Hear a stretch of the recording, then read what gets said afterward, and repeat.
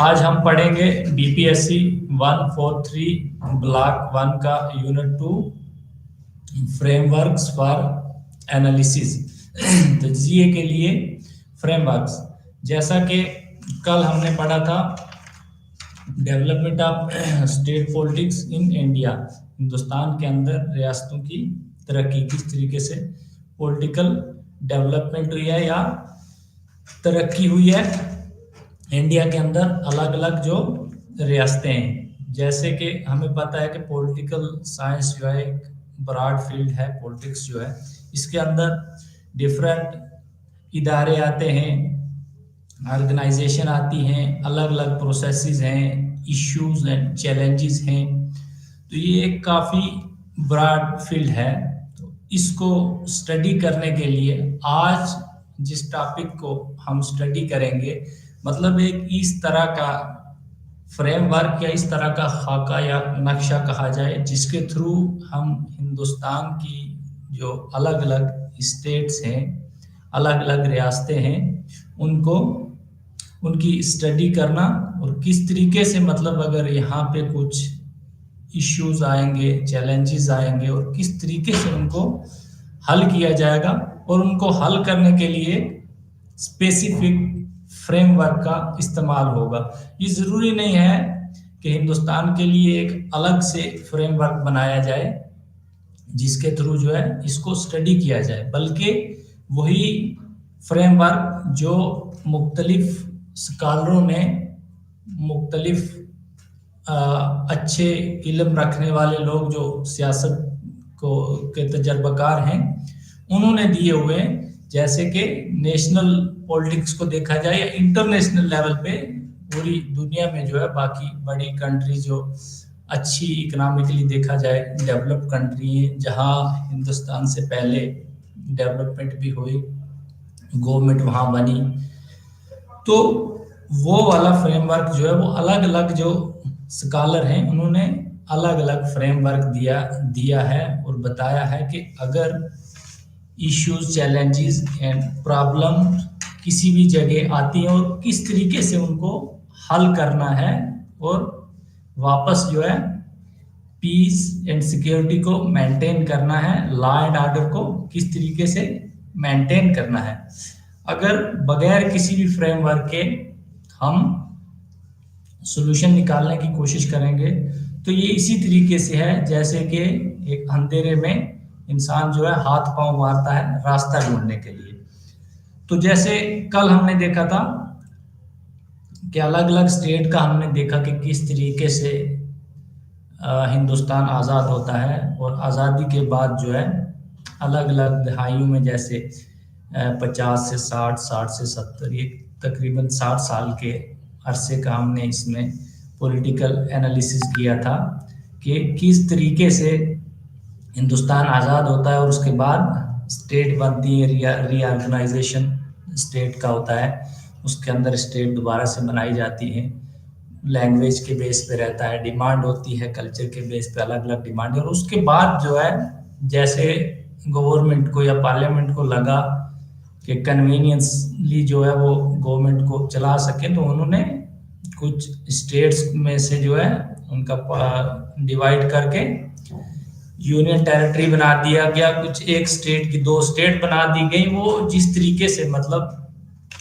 बेहतर लगा तो उस तरीके से उन्होंने किया।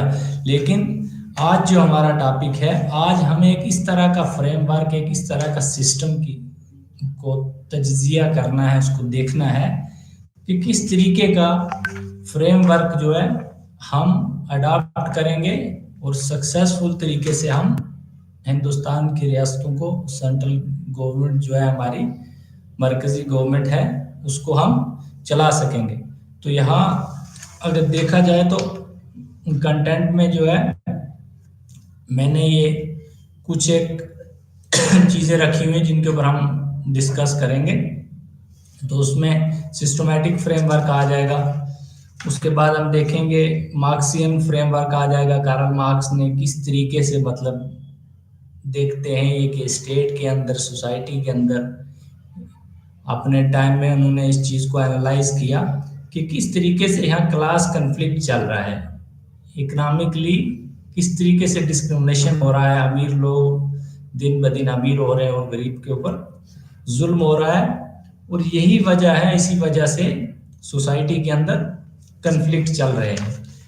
उसके बाद इसी में ही क्लासिकल मार्क्सिज्म आ जाएगा, जिसको ये कार्ल मार्क्स जो है अपनी एक बुक भी लिखते हैं, कम्युनिस्ट मैनिफेस्टो डायलेक्टिकल मटेरियलिज्म, जो है ये इसमें यूज करते हैं और बताते हैं कि किस तरीके से मटेरियल ही, मतलब इकोनॉमी ही सब कुछ है, आइडिया कॉन्शियसनेस ये चीज कुछ भी नहीं है।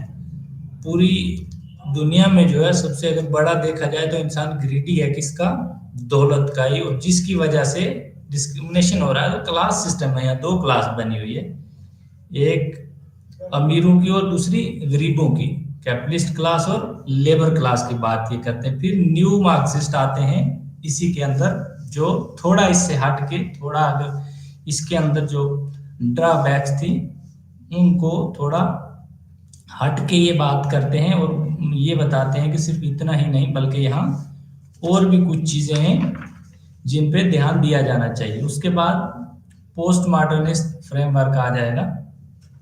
इसके अंदर ये बताते हैं कि किस तरीके से, जैसे डेमोक्रेसी आती है, कास्ट, रिलीजन, इन चीज़ों को लेके, एथनिसिटी, इन चीज़ों को लेके किस तरीके से इश्यूज आते हैं और ये चैलेंजेस बनते हैं, एक इश्यूज बनते हैं जिसकी वजह से सोसाइटी के अंदर, स्टेट के अंदर क्राइसिस आते हैं।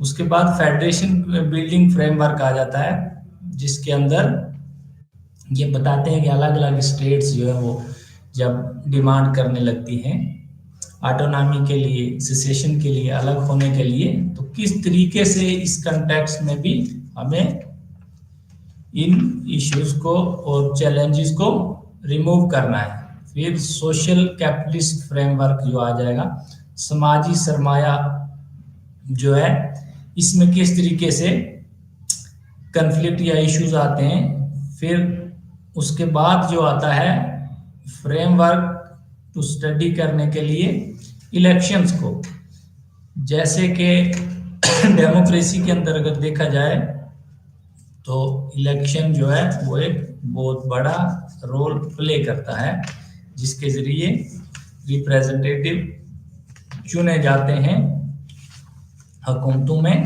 चेंजिंग आती है और कुछ जो कमियां रहती हैं वो पूरी की जाती हैं, या फिर लोग जो है, अगर लोगों की गवर्नमेंट लोगों के जरिए है तो फिर इसमें लोगों के पास ये हक रहता है कि हमें किस तरीके से गवर्नमेंट के अंदर नई पॉलिसीज का, नई डेवलपमेंट के लिए हमें किस तरीके से आवाज़ उठानी है, या जो हुक्मरान है इससे हम मुत्तफिक नहीं हैं तो हमें गवर्नमेंट को बदलना है, तो राइट दिया जाता है। तो वो वोट का ही एक इस तरह का राइट है डेमोक्रेसी के अंदर, जिससे इंसान चेंज कर सकता है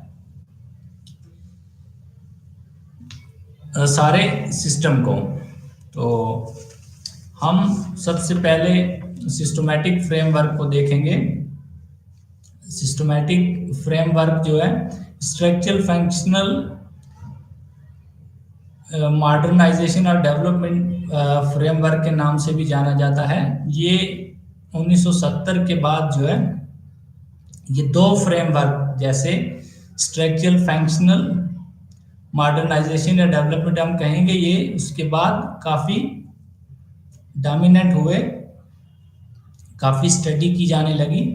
बाद में जाके अगर देखा जाए तो दूसरे कंसेप्ट जैसे मार्क्सियन कंसेप्ट आ जाएगा, कार्ल मार्क्स का कंसेप्ट आ जाएगा, और वो बताते हैं किस तरीके से इकोनॉमिकली जो है सोसाइटी के अंदर डिस्क्रिमिनेशन होता है।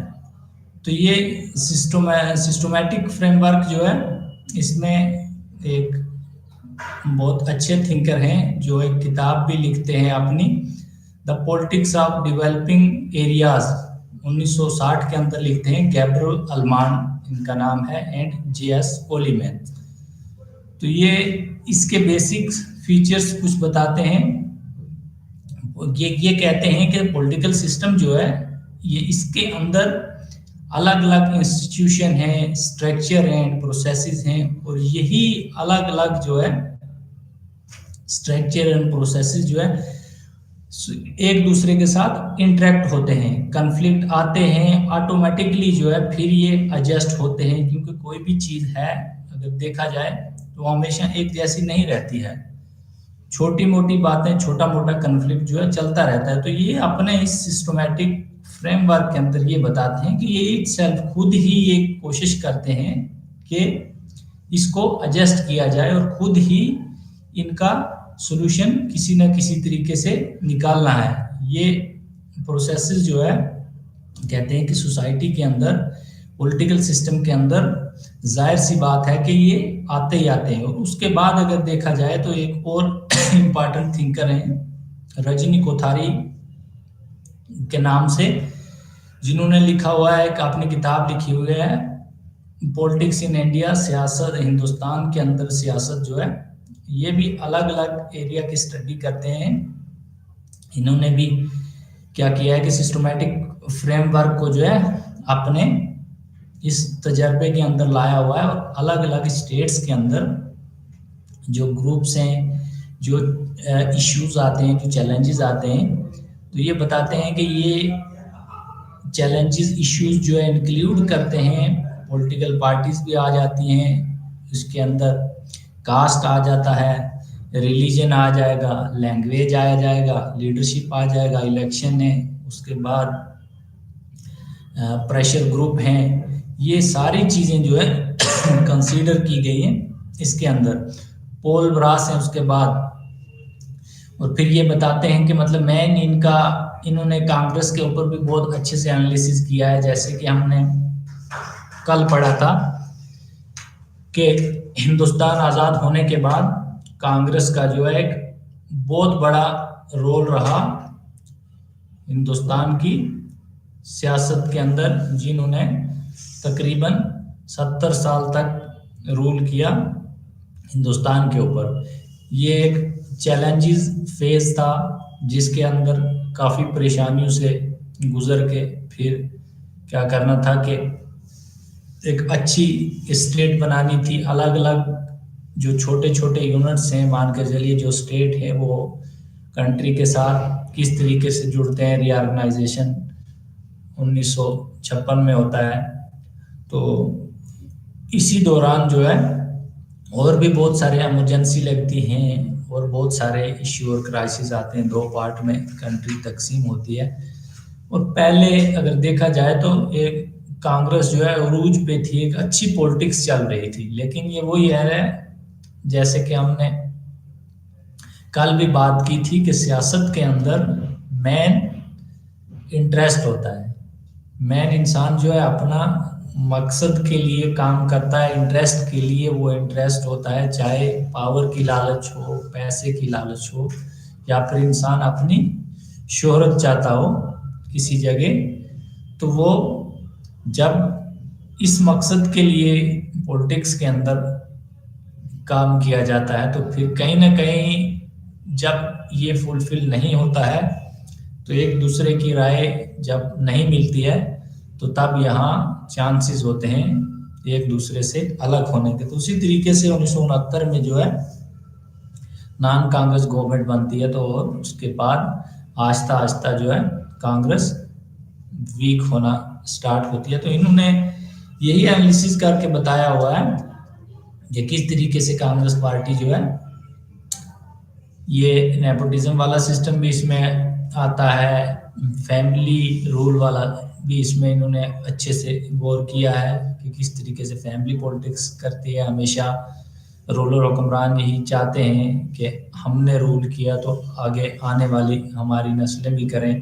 तो कभी कभी ये होता है कि अगर डिजर्विंग कैंडिडेट दूसरा हो तो ज़रूर उसको मौका देना चाहिए सियासत के अंदर। और फिर किस तरीके से ये पॉलिटिकल पार्टीज कास्ट को और रिलीजन को एक फैक्टर बनाते हैं, किसके लिए, पॉलिटिकल माइलेज के लिए, पॉलिटिकल गेन के लिए, या हम यूँ कहेंगे कि पॉलिटिकल बेनिफिट के लिए किस तरीके से कास्ट एंड रिलीजन को ये यूज करते हैं। ये कांग्रेस ही का नहीं बल्कि तकरीबन मोस्टली जो है पॉलिटिकल पार्टीज ये कोशिश करती हैं कि हम किस तरीके से ज़्यादा पॉलिटिकल गेन पावर गेन करें, कैसे हम ज़्यादा से ज़्यादा पावर गेन करें, और उसके लिए वो कोशिश करते हैं कि कोई भी तरीका इख्तियार किया जाए। हालांकि अगर सेकुलर सिस्टम में देखा जाए तो स्टेट सेपरेट होती है रिलीजन से, तो इस तरह की चीज़ें होनी नहीं चाहिए। फिर मैरान विनर लिखते हैं स्टेट पॉलिटिक्स इन इंडिया, तो इन्होंने भी फोकस किया हुआ है सोशल एंड इकोनॉमिक इन्वायरमेंट के ऊपर और पॉलिटिकल प्रोसेस का किस तरीके से सोसाइटी के अंदर कास्ट रिलीजन या इकोनॉमिक जो है किस तरीके से ये परफॉर्म करते हैं और किस तरीके से ये इम्पैक्ट करती है, किस तरीके से अर्बन रूरल का देखा जाए। उसके बाद इंटरेस्ट ग्रुप हैं छोटे छोटे, वो किस तरीके से इम्पैक्ट करते हैं इस पे, और कोई पॉलिसी जिस तरह की बनाई जाए जिसके ऊपर कन्फ्लिक्ट होता हो, जैसे कि किसान को लेके एक पॉलिसी बनाई गई थी, और भी बहुत सारी पॉलिसी जैसे CAA कॉन्स्टिट्यूशनल अमेंडमेंट पॉलिसी बनाई गई, तो सारे लोग इससे अगर देखा जाए तो खुश नहीं है, कहीं ना कहीं इस पे भी क्वेश्चन कर रहे हैं। इकबाल नारायण लिखते हैं स्टेट पॉलिटिक्स इन इंडिया, इन्होंने भी सिस्टमैटिक प्रोसेस को जो है अपने वर्क के अंदर शामिल किया है और दी हुई है, एक अच्छी जगह दी हुई है इस कंटेक्स्ट स्टेट पॉलिटिक्स को। हिस्ट्री ऑफ पॉलिटिकल स्टेटस, ये स्टेट नेशनल मूवमेंट वगैरह, कास्ट और रिलीजन का कंपोजिशन, फिर इकोनॉमिक लेवल डेवलपमेंट को इन्होंने बताया, फिर एजुकेशन का रोल मिडिल क्लासेस का, जैसे कि कल हमने पढ़ा था कि किस तरीके से पहले कांग्रेस डोमिनेंट थी और किस तरीके से अलग अलग पार्टी कास्ट के नाम पे निकल के आती हैं। जैसे BSP यूपी के अंदर दलित को सपोर्ट करने के लिए, मतलब दलित के लिए दलित के रखवाले बन के वो एक पार्टी बनाते हैं। उसी तरीके से जनता दल जो है वो अदर बैकवर्ड क्लासेस के लिए बिहार में एक पार्टी का ओरिजिन करती है, जो पार्टी वहाँ तो डोमिनेंट है ही, उसके अलावा वो जो है हमारी मरकजी हुकूमत के ऊपर किस तरीके से रोल प्ले करती है। तो मोस्टली अगर देखा जाए तो ये अलग अलग फ्रेमवर्क जो है ये यूज किए गए हैं कि किस तरीके से हमें, कहा कोई बताता है कि कास्ट और रिलीजन के साथ डिस्क्रिमिनेशन हो रहा है, उसकी वजह से ये क्राइसिस हो रहे हैं, परेशानियां हो रही हैं स्टेट के अंदर, तो डेवलपमेंट को रोक रही हैं। कुछ ये बताते हैं कि यहाँ इकोनॉमिक बेस पे जो है, जो अमीर लोग हैं, इंडस्ट्रियलिस्ट लोग हैं, वो गरीब के साथ इंसाफ नहीं कर रहे हैं, तो उस बेस पे यहाँ पे क्राइसिस आते हैं। तो अलग अलग लोगों की अलग अलग राय है, हमें इन सब फ्रेमवर्क को पढ़ के ये चीज समझनी है कि किस तरीके से हम जो है इन प्रॉब्लम को सॉल्व कर सकेंगे या सजेस्ट कर सकेंगे as a scholar, as a student of political science, या कहीं हिस्सा लेते हैं तो हम किस तरीके से ये सजेस्ट कर सकेंगे, किस तरीके से इस परेशानी का हल निकाला जाएगा और किस तरीके से सक्सेसफुल तरीके से गवर्नमेंट चलेगी। तो Karl Marx German political philosopher है, इकोनॉमिस्ट हैं, इनका बहुत बड़ा रोल रहा है पॉलिटिक्स के अंदर। इन्होंने जो ये फ्रेमवर्क देते हैं उसके अंदर ये कहते हैं कि जो हमारी सोसाइटी है ओवरऑल, इन्होंने ये दिया हुआ स्ट्रक्चर, तो वही कंटेक्स्ट जो है हम अगर इंडिया के अंदर भी देखेंगे तो कहीं ना कहीं इस तरह की चीजें हमें मिलती हैं। तो ये क्लास रिलेशन, ये कहते हैं कि यहाँ एक क्लास रिलेशन है, जो जिनको ये बताते हैं, एक इकोनॉमिक क्लास जो हो गई, कैपिटलिस्ट क्लास हो गई, दूसरी लेबर क्लास हो गई। कहते हैं कि सबसे बड़ी प्रॉब्लम अगर देखी जाए तो ये है, इसको हमें रिमूव करना है। अगर ये रिमूव हो जाएगी तो अपने आप ही शांति आ जाएगी, अपने आप ही अमन आ जाएगा। तो फिर जरूरत नहीं पड़ेगी कुछ और करने की। मतलब इनके कहने का मतलब ये है कि जितने भी कंट्री के अंदर जितने भी चैलेंजेस आते हैं, जितने भी इश्यू आते हैं, जितनी भी प्रॉब्लम है, उनका मेन रीजन ही यही कैपिटलिस्ट क्लास है, यही अमीर तबके के लोग हैं, यही इंडस्ट्रियलिस्ट लोग हैं जो एक बायसनेस बनाते हैं, एक डिस्क्रिमिनेशन करते हैं किसके साथ, इस लेबर क्लास के साथ। तो उसकी वजह से यहाँ क्लैश आता है। तो इसीलिए ये चाहते हैं कि क्लासलेस सोसाइटी होनी चाहिए। ये कहते हैं कि इस तरह की कोई क्लास होनी नहीं चाहिए, एकदम खत्म कर देनी चाहिए, एक तरीके की सोसाइटी होनी चाहिए। इसमें ये अमीर गरीब वाला सिस्टम होना ही नहीं चाहिए। और ये भी कहते हैं कि इंपीरियल सिस्टम है। फिर कंट्री की मिसाल देते हैं ये कि यहाँ इंपीरियल मोनोपोली रहती है दूसरी कंट्री की, स्ट्रक्चर ये बताते हैं। इसके अंदर ये कहते हैं कि यहाँ एक फ्रेमवर्क बना हुआ है। जो अमीर कंट्री है वो हमेशा कोशिश करती है दूसरी कंट्रीज के ऊपर डोमिनेंट होने की। उसी तरीके से हम अगर स्टेट का भी देखेंगे हिंदुस्तान के अंदर भी, तो कुछ स्टेट्स जो हैं, जैसे स्टेट का आपस में रिलेशन बनते हैं कि एक दूसरे के साथ ट्रेड रिलेशन हो गए, बाकी जो रिलेशन बनाते हैं for the purpose of development. तो ये कहते हैं कि ये डोमिनेंट रहती है। ये एक फ्रेमवर्क बताते हैं कि इंटरनेशनल लेवल पे अगर देखा जाए तो ये कंट्री हमेशा कोशिश करती हैं, जो अच्छी डेवलप कंट्री है, ये दूसरों पे मोनोपोली करने की, दूसरी कंट्रीज को अपने अंडर लेने की, जिसकी वजह से क्लैश आता है, कन्फ्लिक्ट आता है इंटरनेशनल लेवल पे। उसी तरीके से अगर हम स्टेट की भी बात करेंगे तो कुछ कंट्रीज जो है, कुछ स्टेट जो हैं, वो कोशिश करती हैं कि हमें ही सबसे ज़्यादा सेंटर की तरफ से फंड मिलने चाहिए, हमें ही सबसे ज़्यादा एम्प्लॉयमेंट मिलनी चाहिए। तो जाहिर सी बात है, इंडिया अगर एक यूनियन है, यूनियन ऑफ स्टेट, अलग अलग स्टेट से मिलके बनी हुई एक यूनियन है, तो फेडरल सिस्टम के थ्रू जो है डिस्ट्रीब्यूशन होती है पावर की। तो फिर यहाँ इक्वली डिस्ट्रीब्यूशन होनी चाहिए। तो ये बताता है कार्ल मार्क्स जो है, ये क्लास स्ट्रगल बताता है अगेंस्ट किसके, रूलिंग क्लास। ये कहते हैं कि जो लेबर क्लास है उसको अगेंस्ट जाना है किसके, इस रूलिंग क्लास के, इस कैपिटलिस्ट क्लास के। तो इसी पर्पज में बताते हैं कि जो हुकूमत में लोग आ जाते हैं वो हमेशा कोशिश करते हैं कि दूसरे लोगों को दबाने की, उनके ऊपर एक प्रेशर डालने की। तो डायलेक्टिकल मटेरियलिज्म ये यूज करते हैं। ये कहते हैं कि यहाँ पे कॉन्शियसनेस, नॉलेज, ये चीजें नहीं, बल्कि सिर्फ इकोनॉमिक, मनी और इन चीजों, सब चीज इसी पे डिपेंड है। हर कोई यही चाहता है, यही पॉलिटिकल रियलिटी है, इसी पे ही मैं फोकस करते हैं। क्लासिकल मार्क्सिज्म, ये अपनी एक बुक भी लिखते हैं कार्ल मार्क्स जो है, कम्युनिस्ट मैनिफेस्टो एक इनकी बुक है।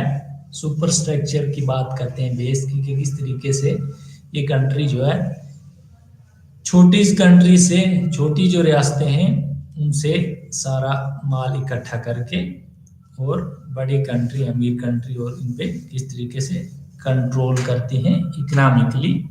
तो यहाँ दो आ जाएंगी थ्योरी, एक क्लासिकल मार्क्सिज्म आएगी, दूसरी आ जाएगी new Marxism. Classical Marxism marks and angel concept दिया है, और इसी को जो है थोड़ा सा इसी में चेंजिंग की गई है, थोड़ा सा इसको और देखा गया है। जैसे रिसर्च के अंदर हम देखते हैं कि हमें ये देखना पड़ता है कि क्या कमी रह गई है, क्या गैप रह गया। रिसर्च तो ऑलरेडी कोई चीज हो चुकी है, लेकिन हमें लगता है कि ये चीज होने के बाद भी अगर कोई कानून लाया जाए, तो उस कानून को लाने के बाद भी अगर यहाँ पे हमें लग रहा है कि कोई कमी है, ये प्रॉपर तरीके से नहीं चल रहा है, तो तब हम उसको दोबारा से देखेंगे, रिकंसिडरेशन करेंगे, दोबारा से उस पर गौर करेंगे।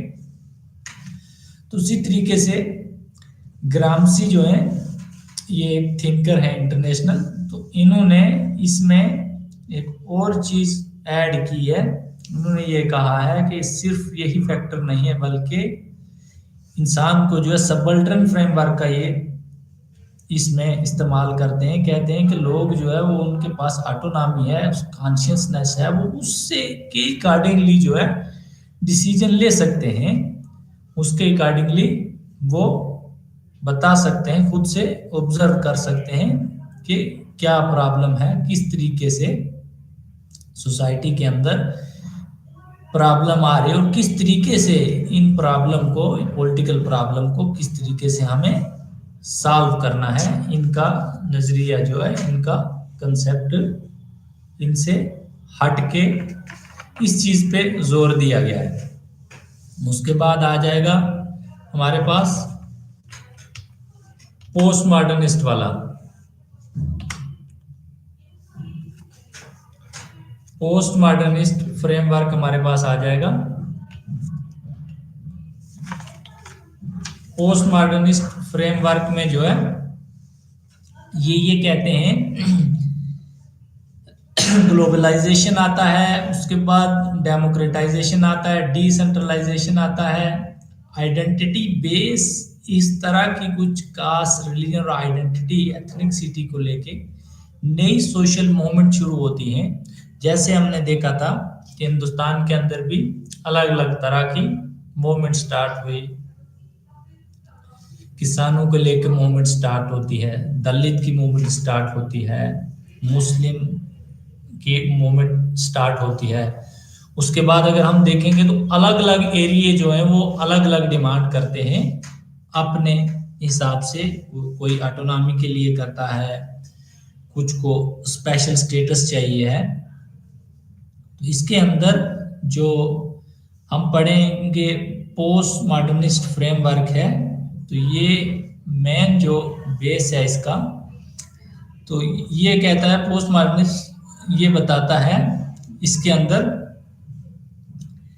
कि स्टडी करते हैं हम किस तरीके से, कि यहाँ सबसे बड़ी प्रॉब्लम जो ये बताते हैं कि वो आइडेंटिटी, राइट, सोशल मूवमेंट, ये किस तरीके से मतलब बिलोंग करती हैं, किस तरीके से ये असर करती हैं नेशनल या स्टेट की पॉलिटिक्स के ऊपर, और किस तरीके से यहाँ क्राइसिस आते हैं और किस तरीके से उनको हमने सॉल्व करना, और किस तरीके से आइडेंटिटी प्रॉब्लम, अब मान के चलिए रीजनल आइडेंटिटी हो गई, किसी की कास्ट आइडेंटिटी हो गई, एथनिसिटी हो गई, इन सब चीजों को लेके किस तरीके से ये ग्रुप जो है, कब की बात हो रही है, पोस्ट मॉडर्निस्ट की बात हो रही है, मॉडर्निज्म के बाद की बात हो रही है, कि उसके बाद किस तरीके से, जैसे मॉडर्नाइजेशन हमने बात की, ये ग्लोबलाइजेशन आता है,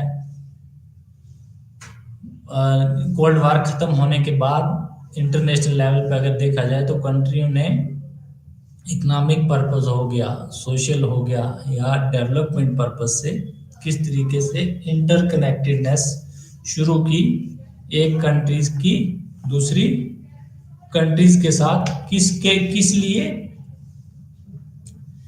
कि एक दूसरी कंट्री के साथ हम किस तरीके से रिसोर्सेज को शेयर कर सकें, इंपोर्ट एंड एक्सपोर्ट चीज़ों को कर सकें। मान के चलिए किसी कंट्री के पास ऑयल है, किसी के पास बाकी इस तरह के रिसोर्सेज हैं जो दूसरी कंट्री के पास नहीं है, जैसे इसमें वेस्ट एशिया में देखा जाए तो वो रिच है इन टर्म ऑफ ऑयल, तेल की वजह से वो काफ़ी अमीर माना जाता है वो एरिया, और ऑयल को बोला जाता है कि ये खून है, ब्लड की तरह है, जो नई टेक्नोलॉजी है। Oil is the life bread of modern technology. इसीलिए हम ये देखते हैं कि वेस्ट एशियन कंट्री जो हैं उनके अंदर पूरे वर्ल्ड का किस तरीके से फोकस है, क्योंकि ऑयल के बिना अगर देखा जाए तो टेक्नोलॉजी का चलना बड़ा मुश्किल है। इसलिए हर एक कंट्री यही चाहती है कि हम किस तरीके से, how we can make better relation with these countries, for the purpose of oil. किस तरीके से मतलब हम अच्छे से अच्छे रिलेशन इन कंट्रीज के साथ बना के रखें ताकि हमें यहाँ से ऑयल मिले और उससे हम अपनी टेक्नोलॉजी या अपने कंट्री के इकोनॉमिक सिस्टम को या ओवरऑल डेवलपमेंट को किस तरीके से हम बढ़ा सकेंगे। तो इसके बाद हमारे पास आता है फेडरेशन बिल्डिंग फ्रेमवर्क। इस फ्रेमवर्क के अंदर हम ये देखते हैं, संजीव बारवा जो है एक स्कॉलर हैं, ये लिखते हैं अपनी एक किताब लिखते हैं इंडिया अगेंस्ट इटसेल्फ।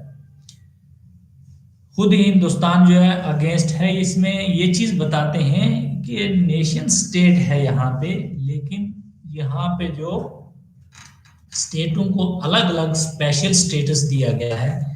अलग अलग स्टेटों में जो कन्फ्लिक्ट चल रहे हैं, नॉर्थ ईस्ट का ये बताते हैं, जम्मू कश्मीर का ये बताते हैं, पंजाब का बताते हैं कि यहाँ सेल्फ डिटर्मिनेशन मूवमेंट जो है टेक प्लेस है, यहाँ पे जगह लेती हैं। तो इस तरह की मूवमेंट जो है ये अगर ये फेडरेशन है, यूनियन है, तो इसमें कहीं ना कहीं ये एक प्रॉब्लम का जरिया बनती हैं। तो अगर यहाँ पे नेशन स्टेट का सिस्टम है, इक्वल है, फेडरल सिस्टम के थ्रू पावर डिस्ट्रीब्यूट किए जाते हैं, तो फिर ये इस तरह का सिस्टम जो है ये सजेस्ट करते हैं कि ये इस तरह का सिस्टम खत्म होना चाहिए। जैसे कि अलग अलग स्टेट के अंदर जो है अलग अलग सिस्टम है, कुछ को ऑटोनॉमी दी गई है, स्पेशल स्टेटस दिया गया है। 371 के अंदर नॉर्थ ईस्ट की कुछ स्टेट्स हैं। उसके बाद जैसे हमने पढ़ा था नेक्स्ट स्लाइड वाली मूवमेंट जो चली, अभी भी चल रही है कि लैंड के ऊपर उन लोगों का ये कहना है कि हमारी ज़मीनों पे कब्जा किया गया है, कुछ किसान लोग हैं, तो उसको लेके उनका मूवमेंट चल रहा है। वो भी अगेंस्ट हैं, आर्म्स एंड वेपन का यूज़ करते हैं जिससे नुकसान होता है, कभी सिक्योरिटी फोर्सेस का, उन लोगों की भी जाने जाती है। उसी तरीके से जैसे 2019 से पहले स्पेशल स्टेटस था अंडर आर्टिकल 370 जम्मू कश्मीर के पास, तो यहाँ भी इसी तरह की सिचुएशन थी।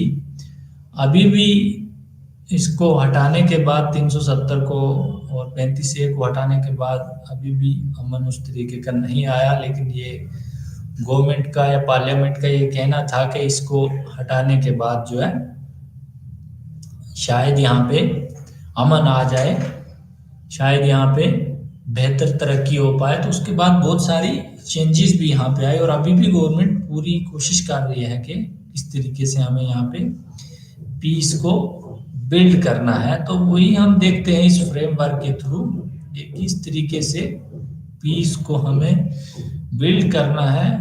ये इश्यूज एंड क्राइसिस जो चल रहे हैं, हमें किस तरीके से इनको कंट्रोल करना है, किस तरीके की हमें पॉलिसीज बनानी है, किस तरीके का हमें लॉ बनाना है, जिससे हम कोशिश करेंगे कि इसको हटाया जाए, इनको रिमूव किया जाए। ये ड्रॉबैक्स हैं जो इनको रिमूव किया जाए तो ये एक अच्छा नेशनलिज्म का कंसेप्ट, मतलब उस कंट्री के जिस मुल्क में आप रह रहे हो उसके साथ हमदर्दी जो है करें सब मिलके। और इस तरह के क्राइसिस या इशू आए ना पॉलिटिक्स में, तो वैसे ऐसा होना बहुत ही मुश्किल है। यहाँ इंटरेस्ट की जैसे हमने बात की, तो इंटरेस्ट में जाहिर सी बात है कि यहाँ आते ही आते हैं इस तरह के क्राइसिस, चाहे कितना भी कुछ कर लो, लेकिन पॉलिटिक्स के अंदर शिफ्ट होती है। जैसे कि यूएसए के अंदर अभी देखो ट्रम्प दोबारा इलेक्शन जीत के आ गए, कि दूसरी पार्टी से लास्ट टाइम इन्होंने ये हार गए थे, कंटेस्ट किया इन्होंने। तो बाकी भी इसके अलावा हम दूसरी कंट्रीज के अंदर देखेंगे, हमारा और यूके का अगर देखा जाए तो वहाँ मोनार्कियल फॉर्म ऑफ गवर्नमेंट है, यहाँ हमारे जो है प्रेसिडेंशियल फॉर्म ऑफ गवर्नमेंट है। नॉमिनल हमारे यहाँ प्रेसिडेंट है और वहाँ पे क्वीन है। पावर अगर देखा जाए तो वहाँ भी पार्लियामेंट के पास है, यहाँ भी पार्लियामेंट के पास है।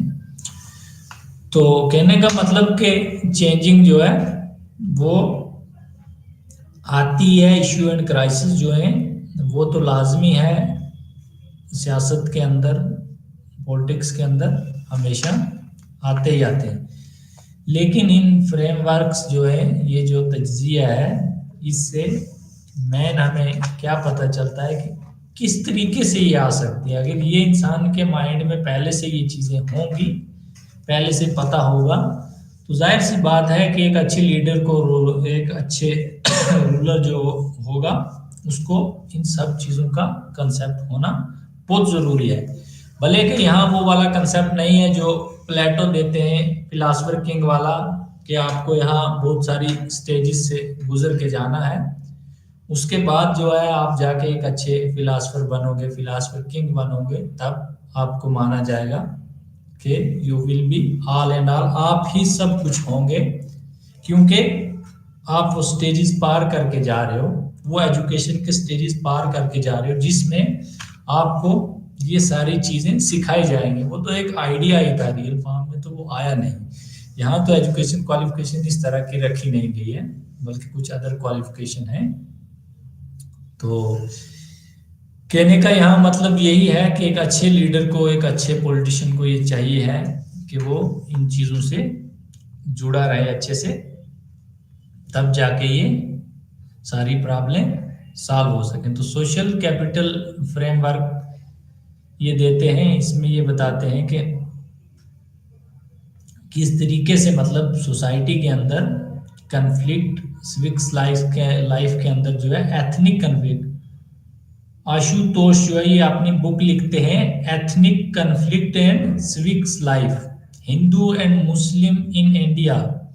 सोशल कैपिटल फ्रेमवर्क में ये बताते हैं कि एथनिक राइट जो है, कुछ स्टेट के अंदर ये बताते हैं कि ये एथनिक कन्फ्लिक्ट होते हैं रिलीजन को लेके। जैसे हिंदू और मुस्लिम की इन्होंने बात किया, तो इंडिया में अगर देखा जाए तो तकरीबन 80% के करीब मुस्लिम मेजॉरिटी है, वो सारी हिंदू मेजॉरिटी है, और 14 पॉइंट कुछ करके मुस्लिम है।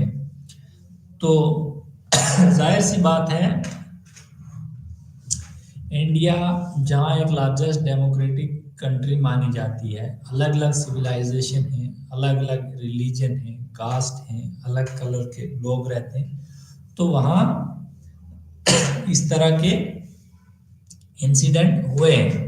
जैसे कंट्री जो है 2 पार्ट में डिवाइड हुई, जब ब्रिटिश यहाँ पे रूल कर रहे थे, उनके पास एक बहुत अच्छी टेक्निक थी लोगों को उलझाने की। खुद में दोनों कास्ट को, हिंदू हो गए या मुस्लिम, तो डिवाइड एंड रूल वाली पॉलिसी थी कि आपस में ही कुछ इस तरह का करके कि जिससे ये लोग आपस में ही झगड़ेंगे और कंट्री की जो ये फ्रीडम स्ट्रगल कर रहे हैं इससे रुक जाएं। लेकिन गांधी जैसे लोग जो हैं वो कहाँ रुकते थे, कहाँ गुलामी में रहना चाहते थे। उन लोगों ने इन सारी चीज़ों को हट के एक सेकुलर रास्ता अपनाया कि हमारे सामने अगर देखा जाए तो पहली चीज़ जो है वो है हमारी आज़ादी। गुलामी की ज़िंदगी जो है हमने बहुत जी ली है, तो अब हम यही कोशिश करेंगे कि जितना जल्दी हो सके हम आज़ादी की तरफ जाएं और कोशिश करें हमें आज़ादी मिल जाए।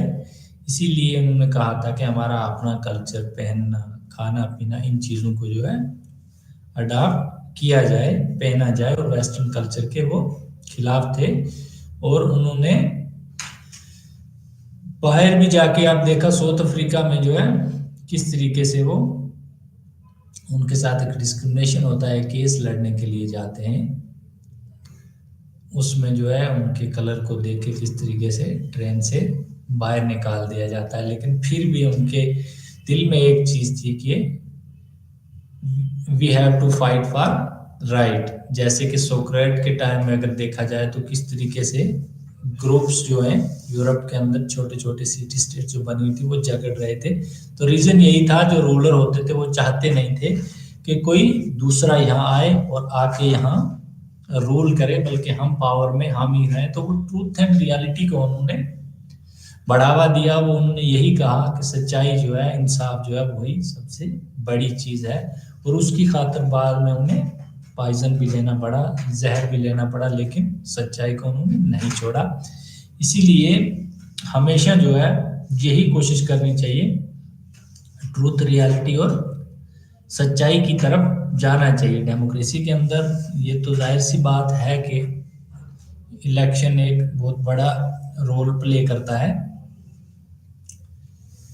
इसके द्वारा जो है लोग अपना नुमाइंदा चुनते हैं और फिर वो पावर में आता है। फिर किस तरीके के पॉलिसी बनानी है, रूल बनानी है, मतलब यहाँ एक चेंजिंग आती रहती है। तो इसके बाद अगर देखा जाए तो हमारे पास आएगा इंतखाबात, मतलब इलेक्शंस को लेके किस तरीके से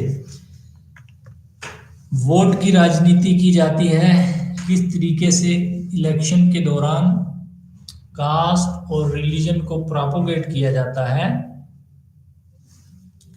ज्यादा से ज्यादा वोट हासिल करने के लिए। तो इस फ्रेमवर्क के अंदर ये बताते हैं, जैसे कि प्री पोल सर्वे किया जाता है। इसमें ये चीज जानी जाती है कि एक अंदाजा लगाया जाता है कि इससे पहले कौन सी पॉलिटिकल पार्टी थी, मतलब लोगों की राय क्या है। मान के चलिए एक पॉलिटिकल पार्टी अभी रूल कर रही है, उसकी आइडियोलॉजी कुछ अलग है, तो लोग चाहते हैं कि इसको हटा के अब हमें दूसरी रूलर को लाना है, दूसरी पार्टी को लाना है, दूसरी गवर्नमेंट को लाना है। उससे वो लोग जाहिर सी बात है कि खुश नहीं होंगे। उसके रीजन यही रहे कि यहाँ इंसाफ नहीं हुआ, यहाँ डेवलपमेंट नहीं हुई, यहाँ पे चेंजिंग नहीं आई। इसलिए जरूरी है कि हम दोबारा एक इस तरह की गवर्नमेंट बनाए जिसमें हम ये सारी चीजें देख सकें। तो इसके अंदर एक डेवलपमेंट सोसाइटीज जो है, एक स्टडी सेंटर है दिल्ली के अंदर, study for developing society, developing societies के नाम से। तो ये क्या करती हैं कि इस तरह के सर्वे कंडक्ट करवाती हैं, जिसमें ये कोशिश करती हैं जानने की कि क्या राय है लोगों की, और उसके सर्वे के द्वारा फिर ये क्या करते हैं, एनालिसिस करते हैं डेटा का, और फिर इसमें देखते हैं कि क्या वजह रही या क्या लोग चाहते हैं इसमें।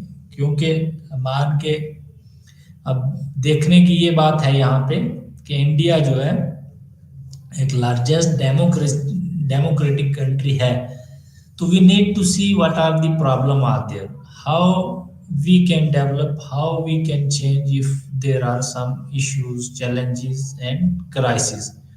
तो किस तरह की वो कमियां हैं कास्ट को लेके, रिलीजन को लेके। जैसे कि हमने पहले भी देखा कि ये चीज जाहिर सी बात है कि ये चीजें आएंगी, लेकिन एक अच्छी सोसाइटी बनाने के लिए, एक अच्छी कंट्री बनाने के लिए हमें किस तरीके की टेक्निक का इस्तेमाल करना होगा, किस तरीके से इलेक्शन के दौरान आपने देखा होगा कि लोग किस तरीके से कास्ट को, रिलीजन को यूज करते हैं। मेन मकसद इसका क्या रहता है कि किस तरीके से पॉलिटिकल पावर को गेन किया जाए। लेकिन यहाँ बताने का या ये पढ़ने का एक ही मकसद है कि किस तरीके से हमें इन चीजों को रिमूव करना है। क्योंकि हम एक सेकुलर कंट्री में रहते हैं जिसमें स्टेट को, रियासत को एक अलग दर्जा दिया गया है और मजहबों को एक अलग दर्जा दिया गया है। दोनों की अपनी अपनी जगह, जब अपनी अपनी जगह पे काम करेंगी तो तब यहाँ पे कोई प्रॉब्लम नहीं होगी।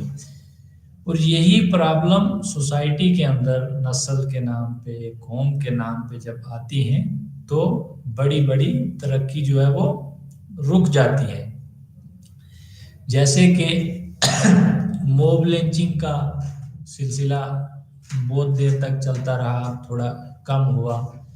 हिंदू मुस्लिम का, दलित का इशू है। उसके बाद नॉर्थ ईस्ट में कुछ इस तरह के इश्यूज चल रहे हैं स्टेट्स में। जम्मू कश्मीर का देख लो, पंजाब में देख लो, किसान को लेके जो पीछे एक बिल भी पास किया गया था, उस पर किस तरीके से उन्होंने प्रोटेस्ट किया, कितनी देर तक चला वहाँ, कितनी परेशानियां इन लोगों को भी हुई, और स्टेट का भी कितना लॉस हुआ। तो इन सब चीज़ों को रोकने के, इससे सबसे बड़ी प्रॉब्लम क्या होती है कि इससे इम्पैक्ट पड़ता है कंट्री की डेवलपमेंट के ऊपर, पीस के ऊपर। तो इन चीज़ों को कम करने के लिए गवर्नमेंट को भी एक इस तरीके का डिसीजन लेना चाहिए जिससे ये चीज़ें ना हो। जो भी लोग हुकूमत में आते हैं उन्हें कास्ट और रिलीजन को जो है एकदम सेपरेट रख के इलेक्शन कंटेस्ट करना चाहिए, ताकि वो इन चीज़ों से हट के ओपन आइज से ये चीज़ देख पाए कि यहाँ किस तरह की प्रॉब्लम है। इंडिया जो अभी प्रॉब्लम फेस कर रही है, अनएम्प्लॉयमेंट का इशू है, यहाँ पे इंफ्रास्ट्रक्चर डेवलपमेंट का है, टेक्नोलॉजी डेवलपमेंट का है। अगर देखा जाए तो बहुत तेज़ी से ये डेवलप कर रही है, लेकिन फिर भी अर्बन रूरल वाला मामला है। अभी भी 70% लोग जो है वो गाँव में रह रहे हैं। तो उसके बाद अगर हम देखते हैं कि माइग्रेशन करते हैं लोग, ये सारी चीज़ें हैं जिनके ऊपर गौर करना होगा एक अच्छी सोसाइटी बनाने के लिए, एक अच्छी कंट्री बनाने के लिए, और ख़ास करके एजुकेशन सेक्टर जो है उसके ऊपर जोर देना चाहिए। अब जो है अगर देखा जाए तो कुछ सालों से एजुकेशन इंस्टीट्यूशंस के अंदर इनरोलमेंट कम होना शुरू हो गई है। इसके ऊपर भी ध्यान दिया जाना चाहिए। और वो कैसे होगा, क्यों, मतलब किस तरीके से होगा, वो यही चीज़ें होंगी जब हम इन चीज़ों को डिटेल में स्टडी करेंगे। जो रूलर हैं, जो लेजिस्लेटर हैं, उनको इन सब चीज़ों पे ध्यान देना होगा, तब जाके हमें इस चीज़ से छुटकारा मिल पाएगा।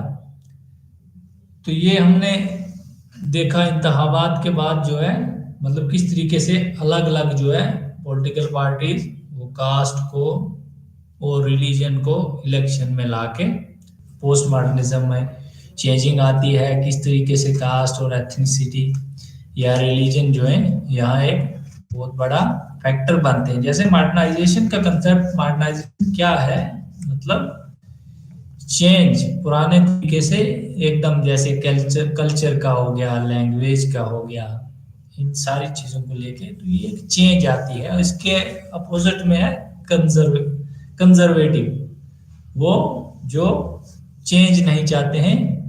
जैसे रिलीजन के अंदर बहुत सारी चीज़ों को, जैसे अबाया का मसला आ जाता है, तो अब मॉडर्नाइजेशन के अंदर इस चीज़ को एकदम ओपन किया गया है, कोई ज़रूरी नहीं है। तो इस चीज़ के ऊपर भी अलग अलग रिलीजन या कुछ कास्ट जो है वो नहीं चाहती हैं कि इस तरीके की ओपननेस होनी चाहिए, कि ये रिलीजन का एक पार्ट है। तो इसलिए ये चीज़ें भी जब आती हैं, इसकी वजह से भी कन्फ्लिक्ट होते हैं और क्राइसिस होते हैं। दूसरा जो हमने देखा फेडरेशन का, किस तरीके से हमने पीस को बिल्ड करना है। अलग अलग जो स्टेट हैं हिंदुस्तान के अंदर, वो किस तरीके से डिमांड कर रही हैं, अलग अलग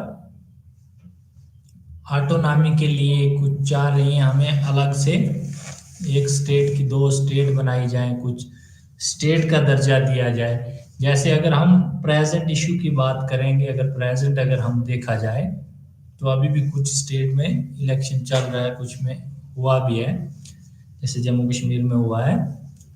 तो इसमें मेन बात जो यही आ रही है तरक्की को लेके, और यही चाह रहे हैं कि इस स्टेट को जो है 2 यूनियन टेरिटरी में डिवाइड किया गया है। तो इसलिए इसको क्या किया जाए, एक स्टेट बनाया जाए, ये स्टेट डिजर्व करती है। और जो रिमूव किया गया है आर्टिकल 370, तो कुछ लोग जो है कह रहे हैं कि ठीक हुआ है, ये ठीक है, लेकिन इसने मेजॉरिटी ऑफ पीपल जो है वो यही चाह रहे हैं कि ये वापस आना चाहिए, ये अधिकार वापस मिलना चाहिए। मेन रीजन क्या है इसमें, क्या है, आइडेंटिटी है, एक पहचान है, पहचान के अंदर आ जाती है, लैंड भी आ जाती है इसके अंदर, एम्प्लॉयमेंट वाला मामला भी आ जाता है, और लोगों का ये कहना है कि खुद हम चाहेंगे जो करना थ्रू पेलिबिसाइड उसका हक हमें मिलना चाहिए। लेकिन अगर देखा जाए तो बहुत सालों से यहाँ एक कन्फ्लिक्ट का बायस बना हुआ था। ये इससे पहले लेक्चर में भी हमने बात की थी कि किस तरीके से कबायली जो है अटैक करते हैं आके, और उसके बाद इंडिया से हेल्प मांगी जाती है, और फिर अंडर आर्टिकल 370 एक इंस्ट्रूमेंट एक्सेशन साइन होता है, और वो instrument of accession Pandit Jawaharlal Nehru और महाराजा हरि सिंह के दरमियान होता है, जिसको 2019 में खत्म कर दिया जाता है। इस दौरान अगर देखा जाए तो कितनी परेशानियां आई, कितनी किलिंग्स हुई, कितना अगर देखा जाए सेंट्रल गवर्नमेंट का यहाँ पे खर्चा हुआ है सारी चीज़ों को लेके, और इसी चीज़ की वजह से ये छोटी छोटी जो प्रॉब्लम्स हैं, ये छोटे छोटे जो इश्यूज हैं, चैलेंजेस हैं, ये इम्पैक्ट करते हैं कंट्री की डेवलपमेंट के ऊपर। और जब ये चीज़ें होंगी, जैसे मैंने पहले भी बताया आपको कि डिवाइड एंड रूल वाला एक फार्मूला था ब्रिटिश के पास, तो वो दो कम्युनिटी को आपस में झगड़ा के खुद अपना बेनिफिट जो है वो लेते थे। उसी तरीके से जब किसी भी स्टेट के अंदर, किसी भी कंट्री के अंदर अगर इंटरनल क्राइसिस होंगे तो ये जाहिर सी बात है कि वहाँ डेवलपमेंट जो है रुकेगी। किसी हम अगर जो अच्छी तरक्की याफ्ता कंट्री अगर उनको देखा जाए, जैसे कि सुपर पावर कंट्री देख लीजिए आप, USA, UK, France, China, Russia, तो आप लोग अगर इसमें इनके अंदर देखोगे, डीपली स्टडी करोगे, तो इस तरह के क्राइसिस जो हम हिंदुस्तान के अंदर फेस कर रहे हैं, इस तरह के क्राइसिस नहीं है, बल्कि वो कंट्री जो है एक इंटरनेशनल लेवल पे एक अपनी इमेज बनाए हुए हैं। कभी किसी ग्रुप के साथ जा मिलते हैं अपने इंटरेस्ट के लिए, कभी किसी के साथ, हालांकि यूएनओ के थ्रू जो है अगर पावर है, सुपर पावर है ये कंट्री, तो इनको ओवरऑल जो डेवलपमेंट है, ओवरऑल अगर देखी जाए कंट्रीज की डेवलपमेंट है या सिक्योरिटी पर्पस है, तो उसमें ज़्यादा से ज़्यादा अपना बेहतरीन रोल अदा करना चाहिए, लेकिन होता ऐसा बहुत कम है। हाँ, इस चीज़ से ये मानना पड़ेगा कि ये कंट्री बिल्कुल फ्री है। जो परेशानियाँ, जो इश्यूज हम लोग जो हैं हिंदुस्तान की अलग अलग रियासतों के अंदर देखते हैं, वो मज़हब को लेके हो, वो रीजन को लेके हो, बाउंड्री डिस्प्यूट देख लो, वाटर डिस्प्यूट देख लो, कंट्रीज जो हिंदुस्तान की अलग अलग रियासतें हैं, जब ये एक यूनियन बनी हुई है, तो यूनियन को एकदम जो है इसके साथ मुकम्मल तरीके से जुड़ के रहना है।